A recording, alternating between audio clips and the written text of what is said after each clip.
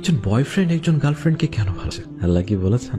না তো। আল্লাহ তো উল্টো আমাদেরকে বলেছেন তোমরা আশেপাশেও যেও না। আর আমরা ভালোবেসে বসে আছি, পছন্দ হয়েছে, প্রস্তাব দিন, বিয়ে করুন, পবিত্র বন্ধন, আল্লাহর জন্য ভালোবাসুন। বাট আপনি এখন যেভাবে ভালোবাসছেন, এটা আপনি কার জন্য ভালোবাসতেছেন? আল্লাহ তো বারণ করেছে। আপনি তাকে ভালোবাসেন আল্লাহর জন্য না, আপনার নিজের জন্য।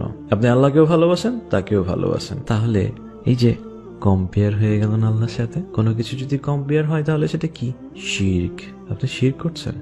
Do you know what is শিরক?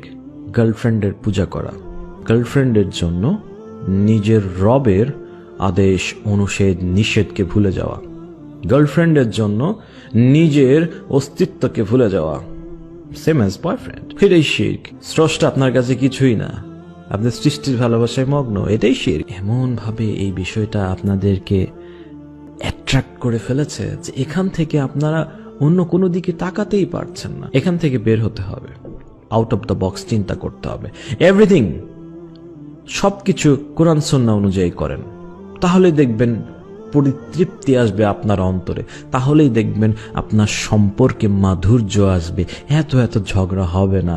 হ্যাঁ, বারবার ওই গার্লফ্রেন্ডকে ফোন দিয়ে তার ফোন চেক করতে হবে না যে ব্যস্ত আছে কিনা, কোনো জায়গায় কথা বলতেছে কিনা। আরে হ্যাঁ, পাসওয়ার্ডও নিতে হবে না যে তোমার ফেসবুকে পাসওয়ার্ড আমাকে দিতে হবে, তাহলে রিলেশনে যাব বা রিলেশনে থাকবো।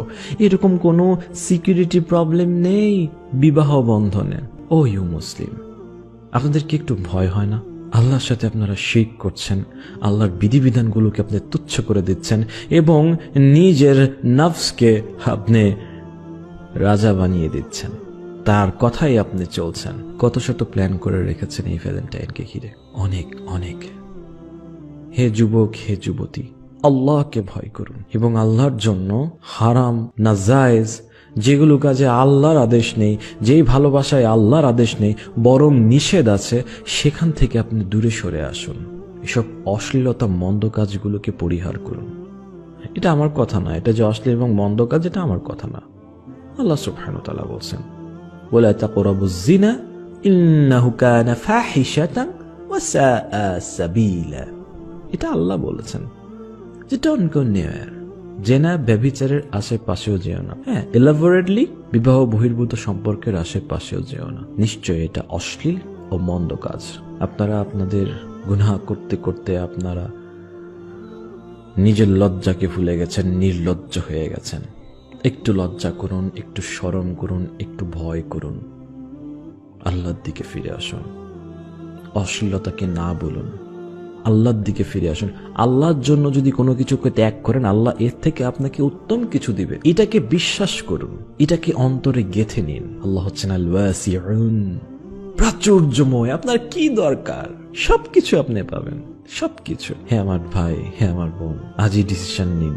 আপনি আল্লাহকে অসন্তুষ্ট করে কোনো কিছুতে শান্তি পাবেন না, আপনি আল্লাহকে অসন্তুষ্ট করে কোনো কিছুতে সফলতা পাবেন না, আপনি আল্লাহকে অসন্তুষ্ট করে কোনো কিছুতে বরকত পাবেন না। এটা হবে একটা কষ্ট, ক্লান্তিময় একটা জীবন। বিলিভ মি, এটাই সত্য, এটাই সত্য। ডিসিশন নিন আজই। আপনি আল্লাহকে সন্তুষ্ট করবেন নাকি আল্লাহকে অসন্তুষ্ট করবেন? ডিসিশন নিন আজ, এখন।